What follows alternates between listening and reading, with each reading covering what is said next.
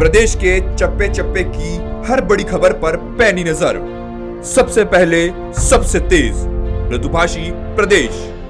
Ukraine में युद्ध के हालातों के बीच फंसे भारतीय छात्रों को केंद्र सरकार की तरफ से मंगलवार को अंतिम अल्टीमेटम जारी किया गया है।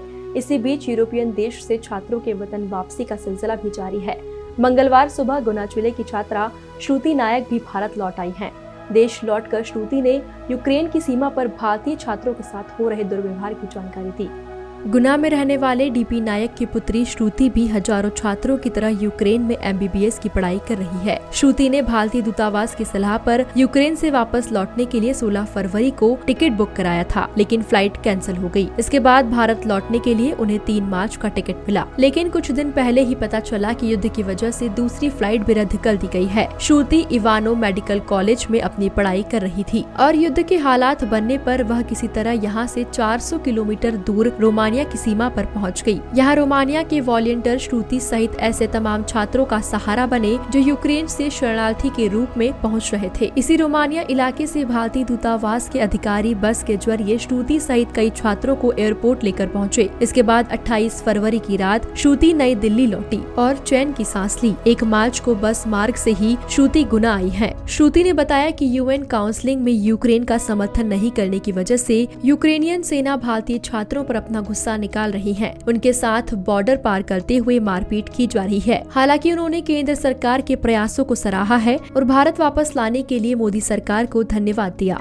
फ्रेंड के विस्क में थी, वहाँ से हम लोगों को बस अरेंज की गई और हम वहाँ से बॉर्डर पे आए और बॉर्डर के उस पार हम लोगों के पास रोमानियन जो थे उन्होंने वॉलंटियर्स ने हमारी बहुत मदद की, हमें सब फ्री में दिया खाना पीना। उसके बाद रोमानियन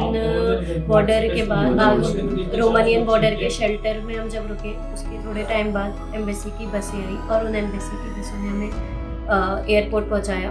वहाँ से एयरपोर्ट एयर इंडिया की फ्लाइट्स ने हमें दिल्ली पहुंचाया और इसमें मैं थैंक यू बोलना चाहती हूँ मोदी सरकार का, राज्य सरकार का।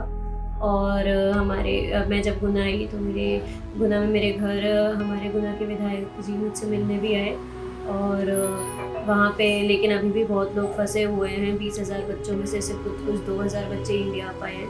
अभी भी उन लोगों को निकालने में हो रही है मदद, तो इंडियन गवर्नमेंट उनकी मदद कर रही है।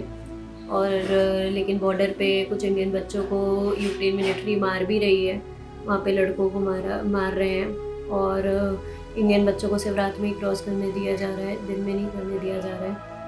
और सबसे डिफ़िकल्ट काम बॉर्डर क्रॉस करना ही है और बस थैंक यू। जैसे आपका बताया कि बच्चों को वहाँ पर यूक्रेन के सैनिक मारपीट भी कर रहे हैं, तो इस बात की आपने कहीं शिकायत की जिससे इस प्रकार के अपना विरोध दर्ज कराया आप लोगों ने? हाँ, हम लोगों ने बोला भी, हम लोगों ने एम्बेसी में भी कंप्लेन की थी और उसके बाद बहुत जगह वीडियोस भी वायरल हो रही है, हर जगह वो लोग डाल रहे हैं उसको। क्या कारण है, क्यों ऐसा व्यवहार कर रहे हैं वो लोग?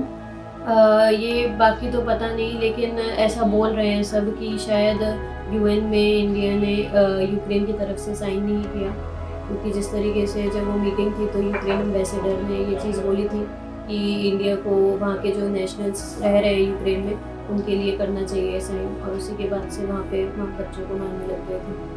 अपनी बेटी की सकुशल वापसी पर नायक परिवार की खुशी का ठिकाना नहीं है। स्थानीय विधायक गोपीलाल जाटव ने श्रुति नायक से मुलाकात की। श्रुति ने प्रधानमंत्री नरेंद्र मोदी और मुख्यमंत्री शिवराज सिंह चौहान के प्रयासों के लिए उनका धन्यवाद ज्ञापित किया। ब्यूरो रिपोर्ट मृदुभाषी न्यूज।